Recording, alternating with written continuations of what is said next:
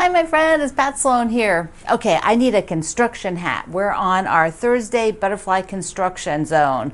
Oh, so I've got them up here on the wall. They haven't been sewn yet. Got the next two sections. So the top two are what we did before, and then I've assembled this, but I did some up close. So I took the other camera and I showed you sort of how I have it laid out and how I'm putting it up here. So let's take a look at that. So we start here where I've got the book open. I've got this layout that I can see the parts. Now the layout for the sections are up here. So we are on 2 and 3. 2 and 3. Those are the ones we're doing. I'll show you on the other part later. So what I did was fold the units. So left side and right side, doesn't matter. But I've got them all together. Well, it does matter. Some of them are sewn together, but I've got them all in here on each side. That's what I try to say, because then I don't have to resort them every time. They've been sorted already. So now, look here. I'm not pushing them all the way out to the edges where they'll be. I just want to put them in line. So that's what we did last week. And I put the butterfly body down here just because it looks so cool.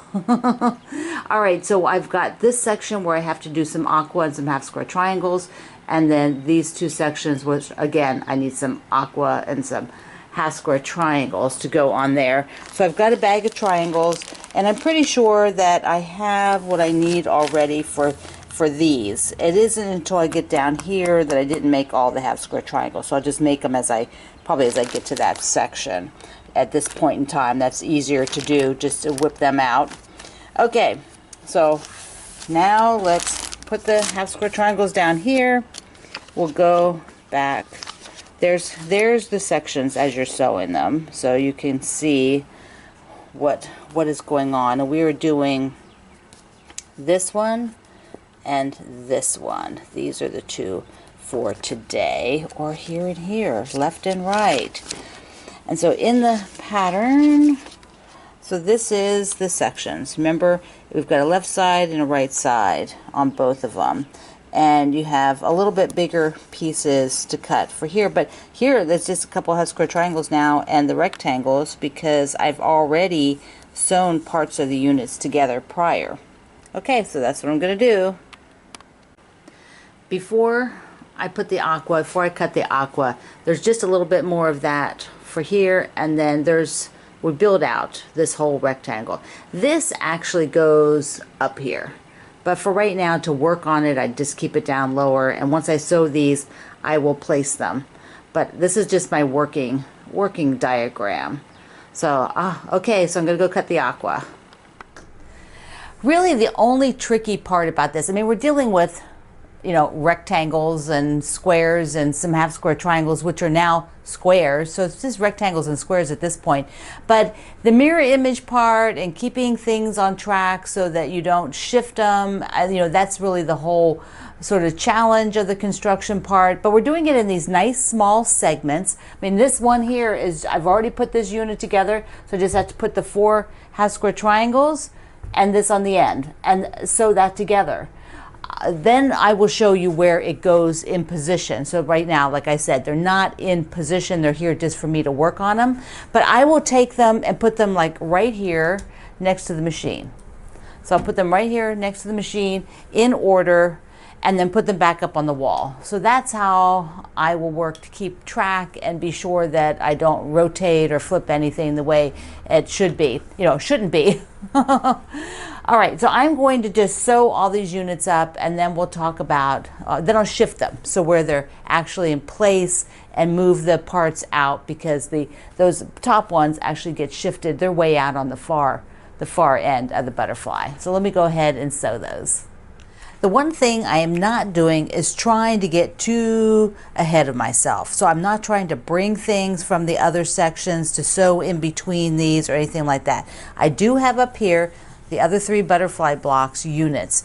so that I can just sew those in between and not get myself sort of confused, because I think it's easy to do that.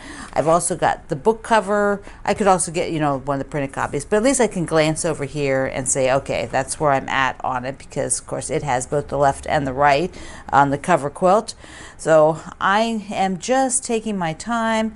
A little tip, remember always to sew with this side up versus where you can see all your intersections, versus sewing on the straight, straight side where there's no intersections. Here I can see the intersections, and I didn't press them this way. I could have, but instead I'll just open them as I go. I'll just open them like this so that I can see the intersections and not chop off my points. Here are those first two sections, and this is where they'll get attached. They actually sew right onto that unit. So that is how those will be, but then they are shoved out here. And this piece is actually put up here, but we'll do that after we sew this part. Now, I am going to be really, really careful, and I am just going to take this unit here, from here down, and sew that, and then maybe sew that to the bottom. Life can be so interesting sometimes. I am mildly dyslexic. Things get switched around. I have trouble sometimes with letters, and both my brothers are very dyslexic. And so I know that it might be why I like asymmetrical things. Things that are super symmetrical are kind of hard for me. I don't know why. So I just realized that I have those two sections on the wrong side. Like this part that's on the right should really be on the left. And I told you before that this is hard for me too, where it's left, right. If they were side by side, it would be easier for my brain. That's why I'm using the back part more than the front. So they're all set up right. They just go the other way. So I noticed it because I told you I'm going slowly on it. So I was just taking the design board and taking one little section, and I'm looking at the drawing and going, they're not going the right way for this side.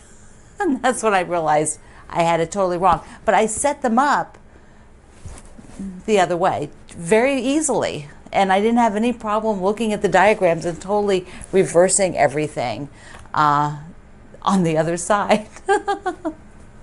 Oh, this is life, right? So anyways, I've got it figured out. Even if I had sewn them, it would have been fine. But I'm going to go and shift them to the correct sides and double check everything before I sew, just in case it's not totally correct.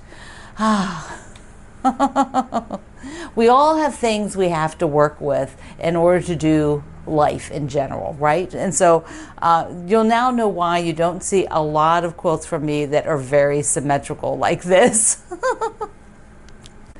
I switched them over to design boards, so they actually I can fit the whole unit on these larger design boards, which are the 18 by 18 ones.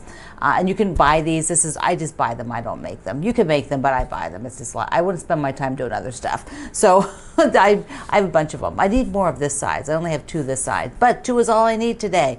So this is the left side. I've checked everything, and this is the right side, and I've checked everything. But before I sew, I will check it again, and then I will be good, because they're on the board now. They'll stay there, and then I will just put them where they need to be, the side they have to be on after they're sewn. So I'm going to go ahead and sew them now, working from this big board. So rather than shifting small parts over to the little one now, I'll just leave them like this.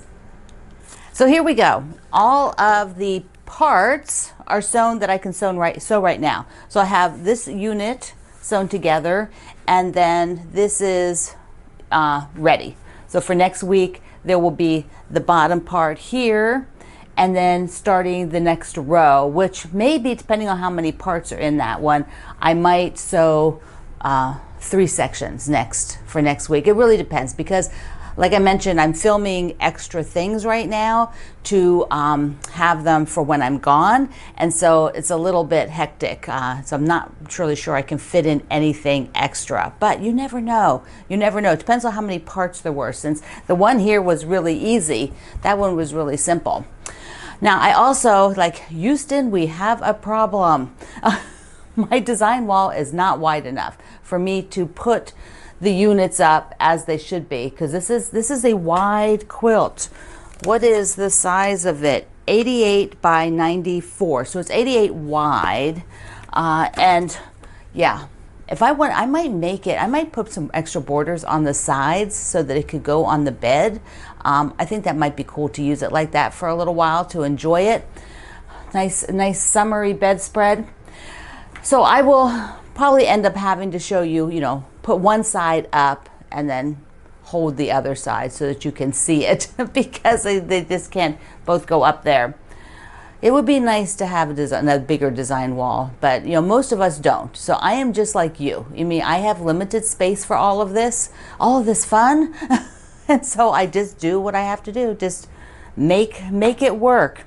All right, a couple other things today. We've got the scavenger hunt. I have a mail call and some Q&A.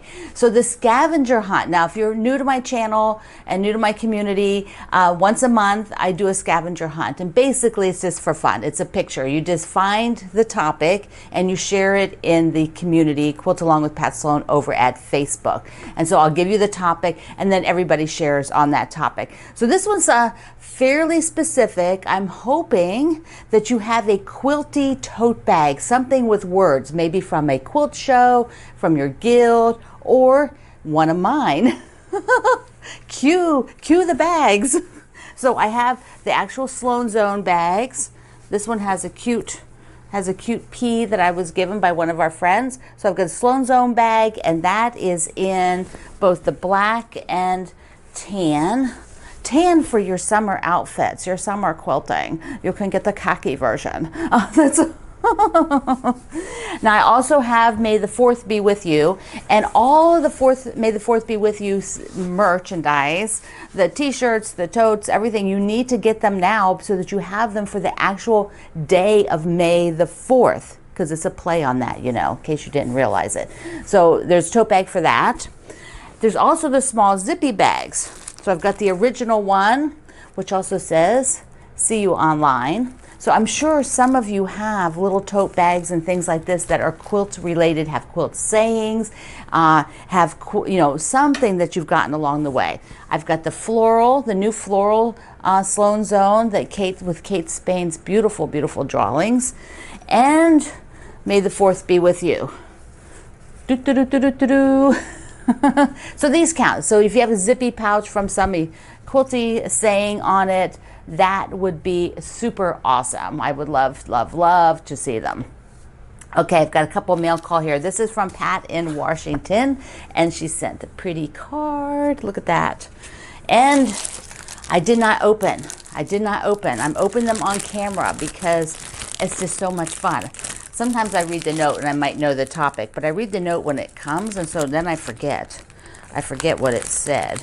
It's got one of these sticky openings at the top. Okay, what did Pat send us? What critter did Pat send us? Oh, look how cute this is. Look at the little bird with I love the long legs and the long beak. Oh, so darling, so darling. And I do list all the critters in the description box in this video, even the prior critters that I've shown. I've just got this massive list now of all of them. So, and the other one here is from Ellen in Arkansas. Another critter. I know, I'll have to get these critters up on the wall. Do them once, I'll do them again soon. I'm not sure which day, so I'm not promising which day, but soon. Okay, so what do we get? What do we get? Oh, he's a bear. Look at the bear. And she's used sewing fabric. So like this is so cool because when you look at it from a distance, you don't really notice it's a blue bear. You don't notice the sewing fabric. But then that's so fun about these kind of prints. You go in close and you're like, oh, look at that. Look how cute that is. And even the white on white has words, be kind, things like that. So darling. And then I had an anonymous mail call, but I just want you to know that it arrived. So thank you. Mwah. Thank you, everybody, for thinking of me and being so amazing. All right, I have this Q&A. We've got a couple Q&As to wrap up the construction zone today. I wonder if Greg has a hard hat out there in the garage. Probably somewhere. Okay, so first of all, let's see. Grandma Patty wanted to know if my friend Kimberly Jolly, that is the owner of the Fat Quarter Shop, she wanted to know if Kimberly and I ever get to see each other. Well, we do, but not very often. I live in Virginia, and Kimberly lives over there in Texas. So we see each other at trade shows. We've gone to dinner. We've met for breakfast, different things like that. But in between trade shows, we don't usually see each other. Just, she's busy with a business and raising kids, and I live really far away, and etc. So anyways, but we do when we can. There's been a lot of sort of things about the Martingale Books, what's available after the business closes. So think about this. When a business shuts down, what happens? It's gone.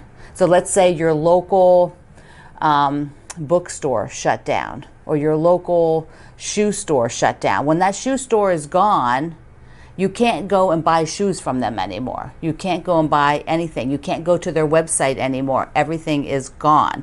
So that means when Martingale closes officially, when their last day is, the website will be gone. I mean, there's nobody to pay the bill. There's nobody to answer questions. Everybody's gone on to new lives.